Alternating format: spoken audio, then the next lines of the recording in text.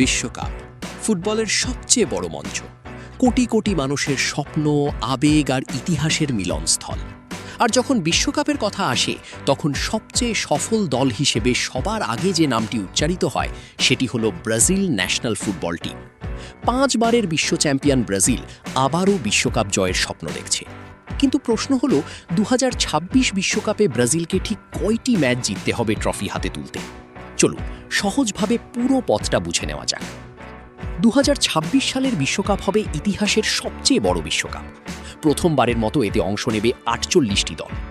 নতুন ফরম্যাট অনুযায়ী প্রতিটি দল গ্রুপ পর্বে 3টি করে ম্যাচ খেলবে।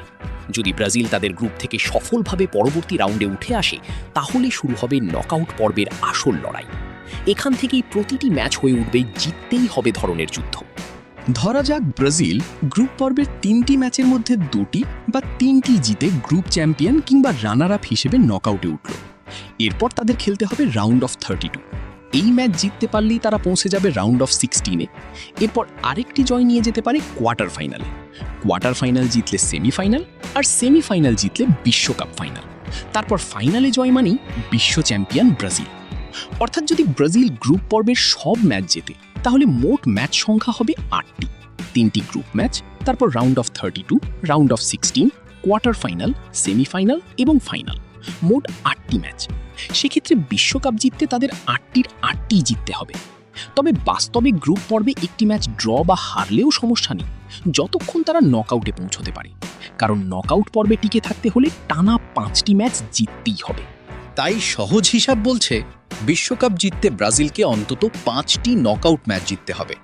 আর গ্রুপ পর্বের ফলাফলের উপর নির্ভর করে মোট জয়ের সংখ্যা সাধারণত 7 থেকে 8 ম্যাচের মধ্যে হতে পারে।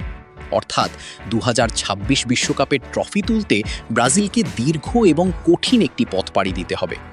তবে শুধু ম্যাচ জিতলেই হবে না, ব্রাজিলকে পার করতে হবে ইউরোপের শক্তিশালী দল, দক্ষিণ আমেরিকার চির প্রতিদ্বন্দ্বী এবং বিশ্বের সেরা খেলোয়াড়দের নিয়ে গঠিত দলগুলোকেও। প্রতিটি রাউন্ডে ভুলের সুযোগ থাকবে খুবই কম। একটি মাত্র খারাপ দিনই শেষ করে দিতে পারে 4 বছরের অপেক্ষা। কিন্তু ব্রাজিলের ইতিহাস বলে এই দল কখনোই চাপকে ভয় পায় না। পেলে থেকে শুরু করে রোনালদো নাজারিও, রোনালদিনিও এবং বর্তমান প্রজন্মের তারকারা সবাই মিলে তৈরি করেছে এক অসাধারণ ঐতিহ্য। এখন প্রশ্ন একটাই, 2026 সালে কি আবারও সেলেসাওরা বিশ্বকাপের সোনালি ট্রফি হাতে তুলে ইতিহাসের 6ষ্ঠ শিরোপা জিততে পারবে?